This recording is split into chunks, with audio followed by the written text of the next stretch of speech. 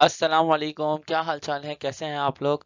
Welcome to Shah group educational channel. आज के दिन मैं आज आपको वेलकम करता हूँ शाह ग्रुप एजुकेशनल चैनल पे। आज के दिन हम स्टार्ट कर रहे हैं क्लास टेंथ केमिस्ट्री का chapter number 5। Class tenth chemistry का चैप्टर नंबर 5 है ये। चैप्टर नंबर 5 जिसका नाम है one environmental chemistry one about the atmosphere. Second chapter मतलब चैप्टर 6 जो होगा, चैप्टर नंबर 6 में हम एनवायरमेंटल केमिस्ट्री पार्ट 2 पढ़ेंगे, जिसके अंदर हम दी वाटर के बारे में बात करेंगे। तो आते हैं जरा हम एटमॉस्फेयर या एनवायरमेंटल केमिस्ट्री के इंट्रोडक्शन के बारे में बात करते हैं।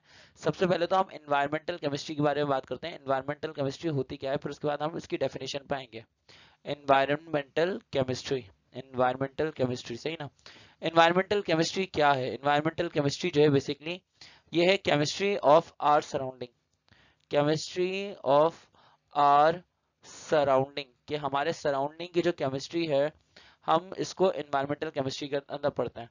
साथ साथ में हैजर्ड्स, जो हमें नुकसानात हो सकते हैं, hazards which are which are faced by humans and animals, which are faced which hazards to environment। ये समझ लें कि environment को क्या नुकसानात हो सकते हैं या environment के लिए क्या खतरात हैं। hazards to environment, हमारे environment को क्या नुकसानात हैं या क्या hazards हैं, dangerous चीज़ें क्या हमारे environment के लिए। और साथ साथ में how we can prevent them, how we can prevent them, कि हम उनको कैसे रोक सकते हैं, उनकी रोकथाम कैसे कर सकते हैं उन hazards की। तो ये हम पढ़ते हैं एनवायरमेंटल केमिस्ट्री के अंदर, ठीक है। तो एनवायरमेंटल केमिस्ट्री के अंदर मैं आपको समझा देता हूँ एनवायरमेंटल केमिस्ट्री क्या है, चीज़ है डेफिनेशन के हिसाब से। एनवायरमेंटल केमिस्ट्री जो है बेसिकली एक साइंटिफिक स्टडी है उन केमिकल और बायोलॉजिकल इवेंट्स की, यानी कि ऐसे केमिकल रिएक्शंस या ऐसे बायोलॉजिकल रिएक्शंस या केमिकल और बायोलॉजिकल इवेंट्स जो बेसिकली हमारी कुदरत, जो नेचुरल सेटिंग है, हमारी कुदरत के अंदर हो रहा है, हमारी नेचुरल सेटिंग के अंदर हो रहा है, हमारी दुनिया के अंदर हो रहा है, तो हम इसको कहते हैं एनवायरमेंटल केमिस्ट्री, ठीक है। अब एनवायरमेंटल केमिस्ट्री के अंदर हम क्या क्या पढ़ते हैं, हम केमिकल स्पीशीज के बारे में, उनके ओरिजिन्स के बारे में, उनका इंटरेक्शन कैसे होता है हमारे एटमॉस्फेयर के साथ में, केमिकल स्पीशीज कैसे मूव करते हैं, और ये जो मौसम है किस तरह से तब्दील होते हैं, और इस तरह से एनवायरमेंट के अंदर किस तरह से अपनी चेंजिंग लेकर आते हैं, केमिकल्स कैसे इम्पैक्ट प्रोड्यूस करते हैं, और हमारी एयर की क्या डेस्टिनीज होंगी, यानी कि हमारी एयर, हवा किस तरफ मूव करेगी, मट्टी किस तरफ जाएगी, वाटर का एनवायरनमेंट पे क्या इफेक्ट होगा, पानी किस तरह से पोल्यूट होगा, सॉइल मट्टी किस तरह से पोल्यूट होगी, एयर पोल्यूशन किस वजह से होगी, और इसको कैसे रोका जा सकता है, और इन सब का इंसानों के ऊपर क्या असर होगा, इन सारे बायोलॉजिकल एक्टिविटीज का जानवरों के ऊपर क्या असर होगा, ये सब कुछ इन्वायरमेंटल केमिस्ट्री के अंदर हम लोग पढ़ रहे होते हैं। तो चलिए ये शुरू करते हैं। सबसे पहले हम लोग बात करते हैं एटमॉस्फेयर की। एटमॉस्फेयर से हमारा चैप्टर स्टार्ट है। एटमॉस्फेयर क्या चीज़ है? एटमॉस्फेयर आप ये समझ लें कि हमारी इन्वायरमेंट, हमारी सराउंडिंग के अंदर जो एयर है ना, हम उसको एटमॉस्फेरिक एयर बोलते हैं। अभी जो एटमॉस्फेरिक एयर है बेसिकली ये मिक्सचर ऑफ गैसेस है। एटमॉस्फेरिक एयर क्या है? ये मिक्सचर ऑफ गैसेस है, बहुत सारी गैसेस की लेयर्स हैं इस एयर के अंदर।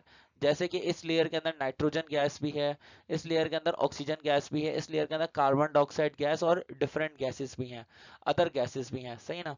तो ये जो पूरी एटमॉस्फेरिक एयर है, इस एटमॉस्फेरिक एयर ने हमारी अर्थ पे एक ब्लैंकेट बनाया हुआ है। ब्लैंकेट बनाया हुआ मतलब बोले तो एक कंबल बनाया हुआ है, एक चादर बनाई हुई है, और हमारी अर्थ को इन गैसेस ने बेसिकली एक चारों तरफ से घेरा हुआ है। मतलब हर तरफ से हमारी अर्थ है ना, अगर ये हमारी अर्थ है तो हमारी अर्थ को ये गैसेस ने हर तरफ से घेरा हुआ है, और एक ब्लैंकेट की तरह से क्या नाम है, ये सारी गैसेस जो है बिहेव कर रही हैं। तो ये एटमॉस्फेरिक एयर हमारी अर्थ को वार्म भी करती है, ठंडा भी रखती है, और बहुत सारे मुख्तलिफ काम करती हैं। तो इस तरह से डायरेक्ट हमें सन से बचाती हैं, अल्ट्रावायलेट रेडिएशन से डायरेक्ट बचाती हैं। तो ये सारा एटमॉस्फेरिक गैसेस का काम है, एटमॉस्फेरिक एयर का काम है। तो एक काम करते हैं, हम सबसे पहले यहाँ पे डेफिनेशन अब रीड कर लेते हैं। तो मैं यहाँ पे एटमॉस्फेयर की डेफिनेशन पढ़ रहा हूँ कि एटमॉस्फेयर क्या है। अर्थ इज सराउंडेड बाय, जो हमारी जमीन है, तो अर्थ जो है वो लेयर ऑफ गैसेस से सराउंड हुई हुई है, यानी कि घिरी हुई है। अर्थ जो है वो लेयर ऑफ गैसेस से घिरी हुई है। हम इन लेयर ऑफ गैसेस को क्या कहते हैं? हम इसको एटमॉस्फेयर बोलते हैं, या हम इसको हवा बोलते हैं, हम इसको एयर बोलते हैं, ठीक है। एटमॉस्फेयर जो है वो हमारी बेसिकली अर्थ को प्रोटेक्ट कर रहा है, एक बिग बिग ब्लैंकेट की तरह से। एटमॉस्फेयर जो हमारी अर्थ को एक कंबल की तरह से छुपा रहा है, और इस तरह से हमारी अर्थ को डायरेक्ट इम्पैक्ट से रोक रहा है। एटमॉस्फेयर क्या करता है, पहले हीट को एब्जॉर्ब कर लेता है सन से, और उसके बाद क्या करता है, एटमॉस्फेयर गर्म होना शुरू हो जाता है अपने अंदर, एटमॉस्फेयर के अंदर हरारत बढ़ना शुरू हो जाती है। और जब एटमॉस्फेयर के अंदर हमारे हीट बढ़ना शुरू होती है, हरारत बढ़ती है, इसकी वजह से हमारी अर्थ भी क्या रहती है, हमारी अर्थ भी गर्म रहती है, हमारी अर्थ भी वार्म रहती है। ठीक है, आगे बढ़ते हैं। अगर मैं कॉम्पोजिशन ऑफ एटमॉस्फेयर की बात करूं, तो मेन चीजें समझ लें कि एटमॉस्फेरिक एयर वो है जहाँ पे प्लांट्स और एनिमल्स या इन ह्यूमंस वो बेसिकली सांस लेते हैं। तो एटमॉस्फेरिक एयर के अंदर नाइट्रोजन जो है वो 78.9% है, ऑक्सीजन जो है वो 20.95% है, इसमें बोलता हूँ नाइट्रोजन गैस सिंपल अल्फाज में 78% है, और ऑक्सीजन गैस जो है ना वो सीधा सीधा 21% है, ऑक्सीजन गैस जो है वो है 21%। ठीक है, अच्छा इसके अंदर स्मॉल अमाउंट ऑफ आर्गन भी शामिल है जो कि 0.93% तक है, कार्बन डाइऑक्साइड गैस 0.03% तक शामिल है, फिर कुछ वाटर वेपर्स भी हैं और कुछ डिफरेंट गैसेस भी हैं, कुल मिला के सारा सारा 100% हो जाता है। अदर गैसेस के अंदर नियॉन है, हीलियम है, हाइड्रोजन है, जो कि हमारे एटमॉस्फेयर का पार्ट है, लेकिन ये इतनी स्मॉलर क्वांटिटीज के अंदर है कि इसके अंदर कोई खास अपना इम्पैक्ट डाल नहीं पाती। सॉलिड पार्टिकुलेट्स हैं, सॉलिड पार्टिकल्स हैं, डस्ट पार्टिकल्स हैं जो हमारे एटमॉस्फेयर का हिस्सा है, इसके अंदर एशेस भी है, डस्ट पार्टिकल्स भी है, वोल्केनिक ऐश भी है हमारे एटमॉस्फेयर के अंदर, ये भी हमारे एटमॉस्फेरिक एयर के अंदर शामिल है, लेकिन बहुत ही स्मॉल पार्ट्स के अंदर शामिल है। ठीक है ना, अच्छा ये सारे चीजें मिलकर क्लाउड्स भी बनाते हैं, वाटर वेपर्स वगैरह या डस्ट पार्टिकल सॉलिड पार्टिकुलेट मिलके क्लाउड्स बनाते हैं, बादल बनाते हैं और धुंध बनाते हैं, फॉग बनाते हैं। ठीक है, आगे बढ़ते हैं। तो हमारी अर्थ की जो कॉम्पोजिशन है, आप हमारी अर्थ की कॉम्पोजिशन समझ सकते हैं। नाइट्रोजन गैस कितनी है, नाइट्रोजन गैस ये पूरी की पूरी, जिसको मैं ग्रीन से मार्क कर रहा हूँ ना, नाइट्रोजन गैस ये पूरी की पूरी, यहाँ से लेके यहाँ तक ये पूरा का पूरा नाइट्रोजन गैस है 78.09%। और जो येलो से मार्क हुआ हुआ है, ये चीज, ये येलो से जो मार्क हुई हुई है, ये है ऑक्सीजन गैस 21% या 20.95%। फिर ये 0.93% इसके अंदर हीलियम है, और इसके अंदर 0.03% कार्बन डाइऑक्साइड गैस है, 0.01% वाटर वेपर्स हैं, और 1.96% जो है वो डिफरेंट चीजें हैं। तो ये बहुत ही कम तादाद के अंदर है। तो यहाँ पे लिखा हुआ है सब कुछ कि नाइट्रोजन गैस है 78%, ऑक्सीजन गैस है, फिर कार्बन डाइऑक्साइड गैस है, वाटर वेपर्स है इसके अंदर, इनर्ट गैसेस भी हमारे एटमॉस्फेयर के अंदर, जिसके अंदर शामिल है आर्गन, हीलियम, नियॉन, क्रिप्टॉन और जेनॉन एक्सेट्रा, फिर अदर गैसेस शामिल हैं। ये सारी गैसेस कुल मिला के भी मतलब नाइट्रोजन गैस और ऑक्सीजन गैस को हटा दे अगर हम, तो बाकी सारी गैसेस मिलाकर 1% से ज्यादा नहीं बन पाती। आगे बढ़ते हैं। अब हम अर्थ की लेयर्स को, एटमॉस्फेयर की लेयर्स को क्लासिफाई करते हैं। जो हमारी एटमॉस्फेरिक लेयर है, एटमॉस्फेयर की जो लेयर्स है वो 5 कैटेगरीज के अंदर, 5 लेयर्स के अंदर ये एटमॉस्फेयर डिवाइड हुआ हुआ है। ये लेयर्स जो है वो किस बेसिस पे क्लासिफाई हुई है, ये लेयर्स क्लासिफाई हुई है टेम्परेचर की बेसिस पे, डेंसिटी की बेसिस पे, अर्थ की सरफेस से क्या डेंसिटी है इनकी, इसकी रिस्पेक्ट से ये सारी जो लेयर्स हैं वो क्लासिफाई हुई हैं। ठीक है ना, अब हम अगर स्टार्ट करते हैं फ्रॉम ग्राउंड टू अपवर्ड जाते हैं, तो आपको ये डायग्राम से समझाता हूँ। देखिए सबसे पहली जो लेयर आती है, सबसे पहली लेयर वो है ट्रोपोस्फेयर। ट्रोपोस्फेयर की लेयर जो है वो सबसे पहले आती है, ये लेयर जो है वो तकरीबन 8 से 17 किलोमीटर तक है, 8 से 17 किलोमीटर तक है। उसके बाद स्ट्रेटोस्फेयर की लेयर आती है, छोटी सी लेयर लग रही है, हालांकि ये बहुत बड़ी लेयर है, ये तकरीबन 50 टू 55 किलोमीटर है, यहाँ से 50 टू 55 किलोमीटर ऊपर तक जाके ये खत्म होती है। उसके बाद मीसोस्फेयर आता है, उसके बाद थर्मोस्फेयर, और उसके बाद सबसे आखिर में एक्सोस्फेयर।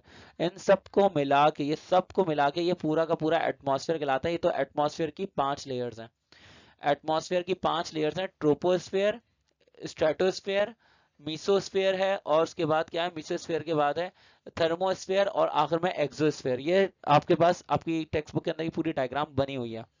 देखिए हम अभी ना सिर्फ और सिर्फ बात करेंगे स्ट्रेटोस्फेयर और ट्रोपोस्फेयर की, दैट्स इट। मीसोस्फेयर की बात नहीं करेंगे अब हम, थर्मोस्फेयर की बात नहीं करेंगे, एक्सोस्फेयर की बात नहीं करेंगे। ट्रोपोस्फेयर वो है जहाँ पे हम रहते हैं। ट्रोपोस्फेयर के अंदर सारे आप देख लें, ये सारी आबादी जो है वो ट्रोपोस्फेयर के अंदर है। यहाँ पे जो जितने भी एटमॉस्फेयर के पैटर्न्स हैं वो सारे के सारे एक्टिव हैं। सारे वॉल्केनोज यहाँ पे फटते हैं, सही है ना, जहाज यहाँ पे उड़ते हैं, ये बलून्स यहाँ पे उड़ते हैं, इस पूरे ट्रोपोस्फेयर के अंदर सारे बलून्स, हेलीकॉप्टर्स वगैरह ये सब ट्रोपोस्फेयर के अंदर उड़ते हैं।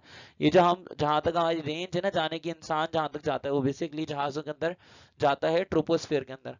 स्ट्रेटोस्फेयर के अंदर इंसान रहता भी नहीं है, जाता भी नहीं है, सैटेलाइट्स जाते हैं या जेट्स जाते हैं, रॉकेट्स वगैरह जाते हैं स्ट्रेटोस्फेयर के अंदर। ठीक है, तो आ जाए आगे बढ़ते हैं, एटमॉस्फेयर की लेयर्स के बारे में बात करते हैं। एटमॉस्फेयर की layers, here we will only discuss following two layers of atmosphere. मैंने कहा था ना कि आपको कि हम सिर्फ दो लेयर्स के बारे में डिस्कशन करेंगे, एटमॉस्फेयर की दो लेयर्स के बारे में डिस्कशन करेंगे। पहली लेयर है एटमॉस्फेरिक लेयर जो है वो है ट्रोपोस्फेयर, और दूसरी जो है वो स्ट्रेटोस्फेयर है। तो मैं आपको बता देता हूँ ट्रोपोस्फेयर, ट्रोपोस्फेयर क्या है, ये सबसे नीचे वाली अर्थ की, अर्थ एटमॉस्फेयर का सबसे लोअर पार्ट है, सबसे नीचे वाला पार्ट है, सही ना। ये अर्थ सरफेस से कितनी हाइट तक एक्सटेंड हुआ है, तो 12 किलोमीटर की एवरेज हाइट तक ये एक्सटेंड हुआ है। हालांकि जो इसका एल्टीट्यूड है, इसकी जो हाइट है वो 9 किलोमीटर से 17 किलोमीटर तक वेरी हो सकती है। 9 किलोमीटर तक की हाइट होती है पोल्स पे, और 17 किलोमीटर तक की हाइट होती है इक्वेटर पे। इतना जो डिफरेंस होता है वो बेसिकली ग्रेविटी की वजह से होता है, सही है। पोल्स पे क्योंकि ग्रेविटी ज्यादा है, तो पोल्स पे ग्रेविटी ज्यादा होने की वजह से इसकी हाइट कम है इस ट्रोपोस्फेयर की, और 9 किलोमीटर है। इक्वेटर पे क्योंकि ग्रेविटी कम होती है, और इसकी वजह से यहाँ पे 17 किलोमीटर तक ये पूरी लेयर चली जाती है, सही ना। आगे बढ़ते हैं, यहाँ पे बोल रहे हैं कि ये ट्रोपोस्फेयर वो जगह है जहाँ पे हम रहते भी हैं, और जहाँ पे हमारे सारे एरोप्लेन्स भी फ्लाई करते हैं। इस लेयर के अंदर जो कुछ होता है उससे हमारी डेली लाइफ अफेक्ट होती है, ठीक है ना। Around 80% of the mass of atmosphere, पूरे एटमॉस्फेयर का अगर 80% मास देखें तो सारा का सारा ट्रोपोस्फेयर के अंदर है, ठीक है। अब आ जाए बात करते हैं हम जरा स्ट्रेटोस्फेयर की। तो स्ट्रेटोस्फेयर की बात करते हैं। स्ट्रेटोस्फेयर जो है वो सेकंड लोएस्ट लेयर है, यानी कि ट्रोपोस्फेयर के बाद जो लेयर आती है वो है स्ट्रेटोस्फेयर। ये ट्रोपोस्फेयर के बाद आती है, सही है। और ये ट्रोपोस्फेयर से सेपरेटेड हुई हुई है एक लेयर के थ्रू, और उस लेयर को हम कहते हैं ट्रोपोपॉज। ये सब कुछ आपकी स्टूडेंट्स आपकी टेक्स्ट बुक से लिया गया, सब कुछ आपकी टेक्स्ट बुक से लिया गया, हम वहीं से आपको पढ़ा रहे हैं, ये सारा कुछ आपकी टेक्स्ट बुक में लिखा हुआ है, ठीक है। अब ये जो लेयर है ये बेसिकली ट्रोपोस्फियर से 12 किलोमीटर के ऊपर से अगर जाते हैं, तो 12 किलोमीटर, रफली 12 किलोमीटर के अगर ऊपर से देखते हैं, ये लेयर स्टार्ट होना शुरू होती है। और कहाँ तक जाती है, ये जाती है 50 टू 55 किलोमीटर तक। यानी कि अगर हम देखेंगे तो पहले ग्राउंड से, जमीन से ट्रोपोस्फियर तक, मतलब जमीन से लेके, सॉरी 12 किलोमीटर तक, ये 12 किलोमीटर की हाइट आ गई। ये जो पूरा पोर्शन है, ये पूरा पोर्शन है ट्रोपोस्फेयर का, ट्रोपोस्फेयर का पोर्शन है ये 0 to 12 किलोमीटर। और 12 किलोमीटर के बाद से 50 टू 55 किलोमीटर, ये जो पूरा रीजन है 50 टू 55 किलोमीटर का जो पूरा रीजन है, ये पूरा रीजन है स्ट्रेटोस्फेयर का, ठीक है। आगे बढ़ते हैं। अब यहाँ पे हमसे पूछ रहे हैं डिस्टिंग्विश करें कि स्ट्रेटोस्फेयर में और ट्रोपोस्फेयर में डिफरेंस क्या है, ठीक है। तो यहाँ पे ट्रोपोस्फेयर के दरमियान में डिफरेंस समझते हैं, और स्ट्रेटोस्फेयर के दरमियान में। तो ट्रोपोस्फेयर जो है वो बेसिकली लोएस्ट पॉइंट है अर्थ की सरफेस पे, मतलब एटमॉस्फेयर का सबसे लोएस्ट पॉइंट। ट्रोपोस्फेयर जो है वो अर्थ की सरफेस पे है, एटमॉस्फेयर का सबसे लोएस्ट पॉइंट है। इसका सबसे पहले ये वाली लेयर आती है ट्रोपोस्फेयर की, और फिर उसके बाद ट्रोपोस्फेयर के बाद कौन सी लेयर आती है, ट्रोपोस्फेयर के फौरन बाद जो अपर मोस्ट लेयर आती है वो आती है स्ट्रेटोस्फेयर, ठीक है।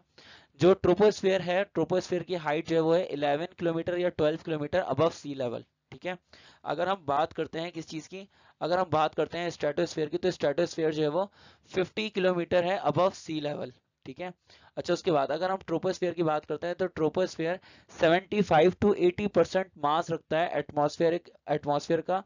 जबकि स्ट्रेटोस्फेयर की अगर हम बात करते हैं, तो स्ट्रेटोस्फेयर की हाइट तो बहुत ज्यादा है, लेकिन स्टिल इसका जो मास है ट्रोपोस्फेयर के मुकाबले में इसका मास बहुत कम है, ठीक है। अगर हम ये बात करें कि ट्रोपोस्फेयर में हम ऊपर से ऊपर चले जाते रहे, तो ट्रोपोस्फेयर में हम जितना ज्यादा ऊपर जाते रहेंगे, तो टेम्परेचर ड्रॉप होता जाएगा, ऊपर जाते जाते टेम्परेचर आहिस्ता आहिस्ता कम होता जाएगा। It ranges from 15 degree Celsius to -50 degree Celsius. Troposphere में जब हम ऊपर जाते रहते हैं तो टेम्परेचर कम होता रहता है, क्योंकि वाटर वेपर्स कम होते रहते हैं, कार्बन डाइऑक्साइड गैस की जो क्वांटिटी है वो कम होती रहती है, जिसकी वजह से ट्रोपोस्फेयर के अंदर ऊपर जाते हुए टेम्परेचर गिरता जाता है, 15 डिग्री सेल्सियस से -56 डिग्री सेल्सियस तक हो जाता है। स्ट्रेटोस्फेयर में बिल्कुल उल्टा होता है। स्ट्रेटोस्फेयर में जब हम ऊपर जाते हैं तो हम ओजोन लेयर के करीब होते जाते हैं, और ओजोन लेयर के करीब होने की वजह से टेम्परेचर ऊपर जाते हुए बढ़ रहा होता है।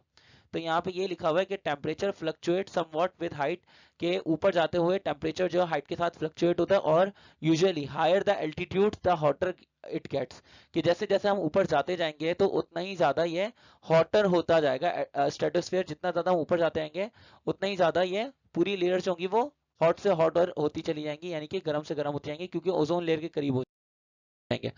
अब यहाँ पे यही लिखा हुआ है ट्रोपोस्फेयर के अंदर। ट्रोपोस्फेयर के अंदर स्टूडेंट्स लिखा हुआ है कि ozone which is found here a polluting gas. अगर ट्रोपोस्फेयर के अंदर अगर ओजोन गैस पाई जाएगी तो वो बहुत ज्यादा पोल्यूटिंग गैस होगी, यानी कि इंसानों के लिए नुकसानदेह है। लेकिन अगर स्ट्रेटोस्फेयर के अंदर ओजोन गैस पाई जाएगी तो वो बेसिकली हमारे प्लैनेट अर्थ को अल्ट्रावायलेट रेडिएशन से प्रोटेक्ट करेगी। ठीक है। अगर ट्रोपोस्फेयर के अंदर बात करते हैं तो ट्रोपोस्फेयर के अंदर एयर की मूवमेंट नहीं होती, जिसकी एयर की मूवमेंट होती है। ट्रोपोस्फेयर जहाँ पे हम रहते हैं वो ट्रोपोस्फेयर है। ठीक है ना। तो ट्रोपोस्फेयर पे हवा चलती रहती है, तो एयर की मूवमेंट होती रहती है, इसलिए हम बोलते हैं कि यहाँ पे एक्टिव वेदर सिस्टम है। ठीक है। जबकि स्ट्रेटोस्फेयर के अंदर अगर हम देखें तो स्ट्रेटोस्फेयर के अंदर इतनी हवा है ही नहीं, जिसकी वजह से वहां पे एयर की मूवमेंट नहीं हो पाती। एयर की मूवमेंट नहीं हो पाती तो वहां पे इनएक्टिव या डेड एटमॉस्फेयर है। ठीक है। अगर हम ट्रोपोस्फेयर की बात करें तो ट्रोपोस्फेयर जो है बेसिकली सारे प्लेन्स हमारे जितने भी हवाई जहाज हैं वो सारे के सारे प्लेन्स इस लेयर के अंदर से यानी ट्रोपोस्फेयर की लेयर में से पास होते हैं, जबकि स्ट्रेटोस्फेयर के अंदर एरोप्लेन्स अलाउड नहीं है। यहाँ पे अगर हम बात करते हैं ट्रोपोस्फेयर के अंदर nitrogen gas, oxygen gas, carbon dioxide gas या वाटर वेपर्स, ये काफी ज्यादा इंपॉर्टेंट या एसेंशियल गैसेस हैं इस पूरे ट्रोपोस्फेयर के अंदर। Nitrogen gas, oxygen gas, carbon dioxide gas और वाटर वेपर। लेकिन अगर हम बात करें स्ट्रेटोस्फेयर की तो स्ट्रेटोस्फेयर के अंदर वाटर वेपर्स और बाकी सारी गैसेस, चाहे नाइट्रोजन गैस हो, ऑक्सीजन गैस हो, कार्बन डाइऑक्साइड गैस हो या वाटर वेपर्स हो, स्ट्रेटोस्फेयर में उनकी तादाद कम से कम होती जा रही है।